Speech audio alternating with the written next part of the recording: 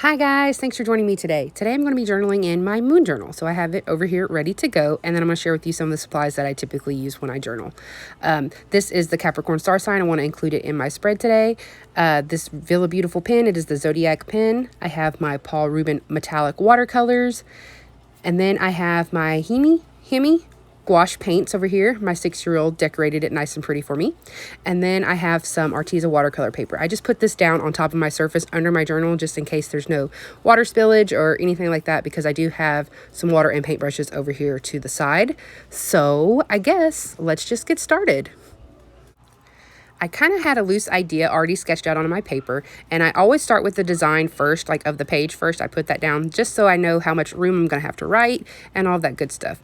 I'm just using some really pretty dark blue gouache paint that I've watered down to almost a watercolor consistency. And then I always leave a space for the moon. I like to have that current phase represented somewhere in my spread, anywhere. I typically favor putting it in the center of the page, but it can be wherever you want. You do not have to use watercolors or anything like that to do your moon journaling. You can use scrapbook paper, washi tape. You could draw. You don't even have to add pictures. It's totally however you want to do it. This is just how I like to do it because it's kind of tied into like my self-expression and my self-care. I get to sit down and paint, and I get to sit down and be creative. And that's something I like to do during the full moon. I recently got asked like how I set up each page and how I break down each page. Typically I do it in 4 sections. Sometimes I do more often than not I do it in 4 sections. I do a history and meaning of the moon.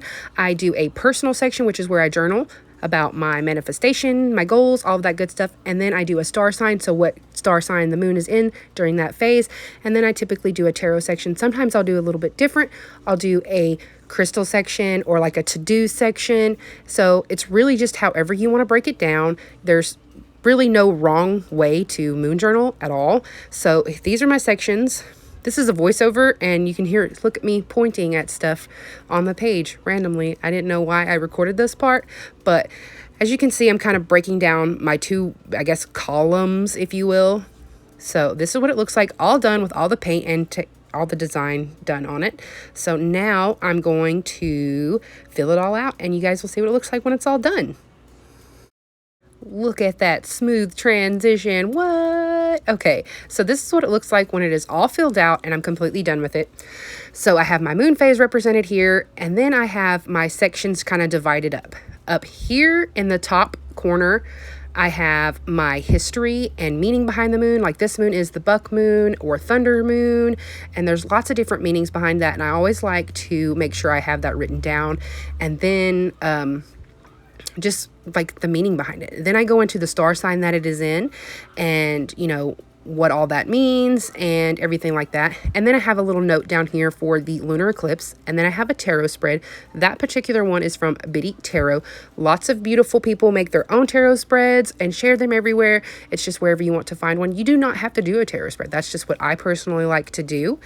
And then underneath that, I have my personal section, which is where I write about my goals, things that I just need to let go of, what I want to try and manifest, what are my intentions going forward from this point, and everything like that. And then underneath there, I have a to-do section, like if I want to take a nice long bath, or if I want to meditate outside, if I want to spend some time outside in general, if I want to make some moon water.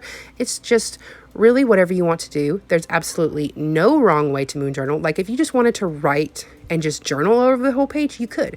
Or if you just wanted to research the history, you could. So it's just really how you want to do it and how you want to express yourself. Just have fun with it.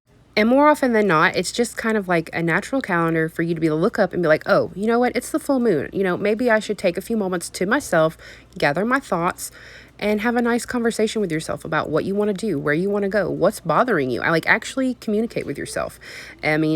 So this is just how I like to set it up and how I like to do things. It's different for everybody. So I hope you guys enjoyed this video. Maybe next time for the new moon, we can do something a little different. And I think that'd be really fun too. So thank you guys so much for watching, and I will see you guys next time. Bye.